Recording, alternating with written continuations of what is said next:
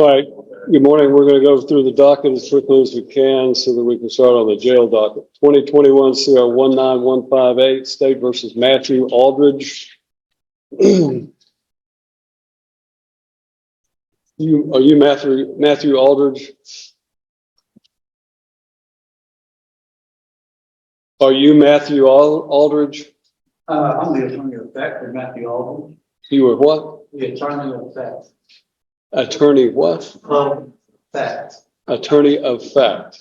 And what does that mean? His authorization to do legal representation. Are you a licensed attorney? No, I'm simply an attorney of fact. Okay. And does that mean you have a power of attorney? What is your name? What is your name? My name? Yes, sir. I don't have. You don't have a name? Pardon? I'm the attorney of fact for the respondent area. Well, let me explain to you.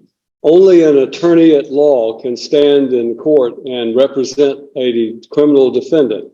And to do so otherwise violates the criminal law statutes of the state of Tennessee and could land someone who attempts to represent themselves as an attorney at law in serious trouble. I understand what you're saying.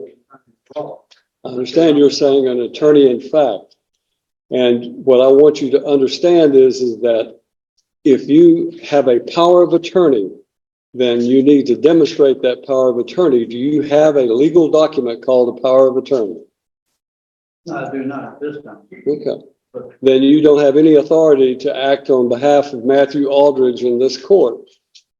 You have no legal authority, nor do you have any authority through a legal document to represent or to act on behalf of Matthew Aldridge. Why don't we court just let me file this document? Show it to the bailiff and he'll show it. All right, guys. What started as an ordinary courtroom morning was about to turn into complete chaos. The judge walked in, ready to move fast through the morning docket, business as usual, nothing unusual.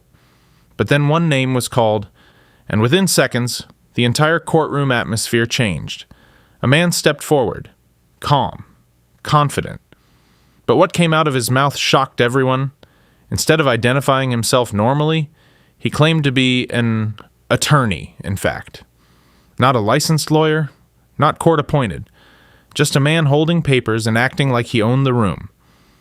The judge leaned forward, confused for a moment, then immediately started asking hard questions. And with every answer, the situation became more bizarre, more uncomfortable, and far more dangerous, because nobody in that courtroom had any idea. This was only the beginning of absolute madness. To me. Oh, apparently there's a copy here.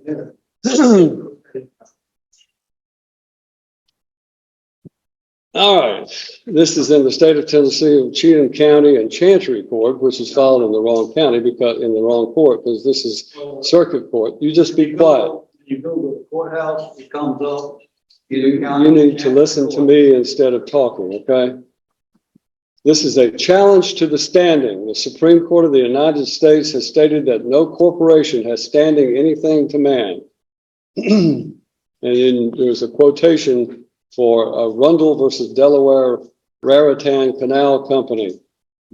And then it said, as well as it being a maximum of law, citing certain Latin phrases, dissimilar things ought not to be joined by a definition of Black's Law Dictionary.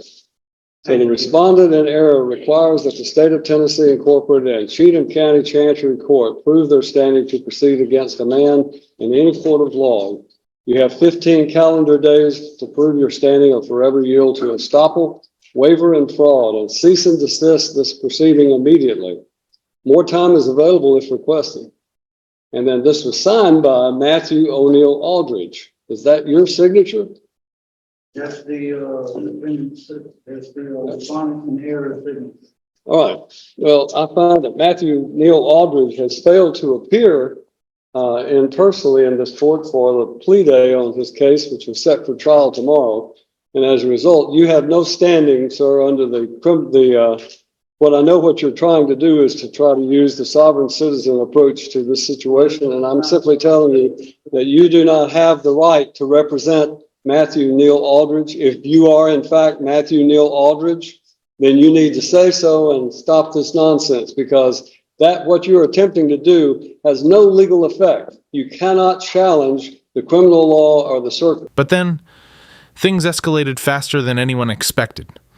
The man started handing over documents, legal phrases, Latin words, constitutional arguments, page after page of confusion. He claimed the state had no authority, no standing, no power to prosecute anything. He quoted cases, corporations, civil laws, theories that made absolutely no sense in a criminal courtroom. For a few seconds, the room went silent, everyone waiting for the judge's reaction. Then suddenly, the judge snapped. He shut the paperwork down instantly, calling it legal nonsense with zero criminal relevance. And in that exact moment, the defendant's strategy started collapsing right in front of everyone. Because the judge had seen this game before, and he wasn't playing today. The jurisdiction of this court by simply filing some legal mumbo-jumbo having to do with civil litigation. That has civil litigation in it. It is not a criminal case that you have cited. So it has no effect on this court regarding the criminal statutes of this court. This court is empowered under the Constitution of the United States of America and the Constitution of the state of Tennessee, and by the duly elected citizens of Cheatham County to empower and enforce the laws of the state of Tennessee. And that is what I'm going to do regarding Matthew Lynn Aldridge. Mr. Aldridge is set for today to appear in court personally on what we call our last plea day before his trial date tomorrow. Question. Is that an Article 3 trial? To what? Will that be an Article 3 trial? A trial by jury with jury? It would be a trial by jury. Certainly it would be. But I don't know who you are.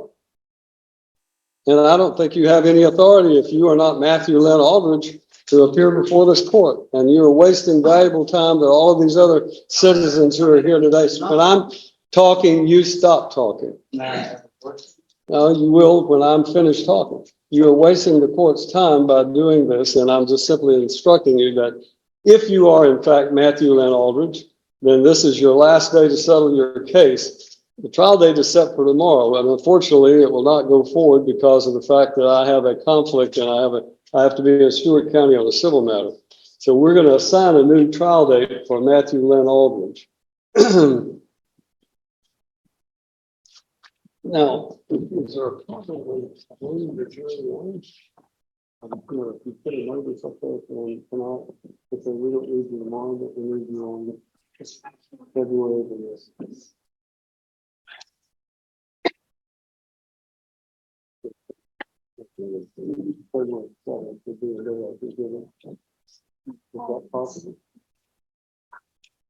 This is where everything turned brutal. The judge looked directly at the man and exposed exactly what was happening. He openly called it a sovereign citizen tactic, a desperate attempt to dodge criminal accountability. He made it crystal clear. Fake paperwork would not stop real charges. No magic words, no constitutional speeches, no courtroom tricks. The judge reminded him, this court was built on real law, real juries, and real consequences. And if he truly was the defendant, he needed to stop hiding behind meaningless documents immediately. Every person in that courtroom could feel the pressure building with every single word. Because now, this wasn't a debate anymore. It was a complete legal takedown.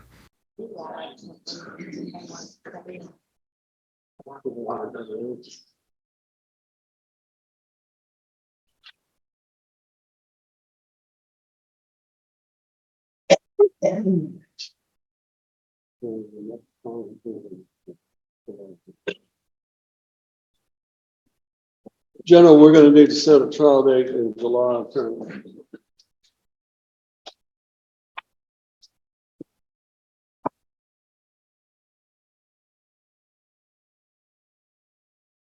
July 15th.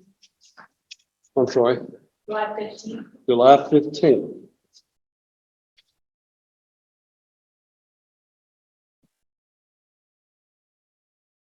All right. To Matthew Aldridge and the individual standing before me whose name must not be uttered, then we will set a July 15th trial date for Mr. Aldridge.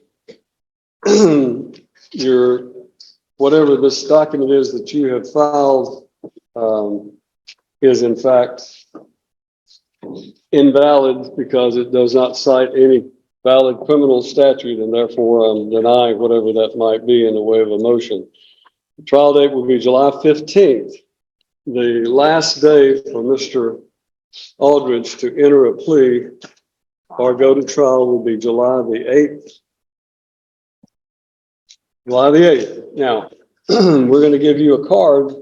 If you are in fact Matthew Aldridge and you're just playing games with the court regarding this nonsense that you filed, then you may get this card and you may go on about your business. If you are not Matthew Aldridge, then I would suggest to you, you relay to Mr. Aldridge that he must appear on July the 8th, or a bond revocation will take place, and his case will be will take place with him in jail, incarcerated on the 15th. That's the judgment of the court. You need to take your piece of paper and go on about your business.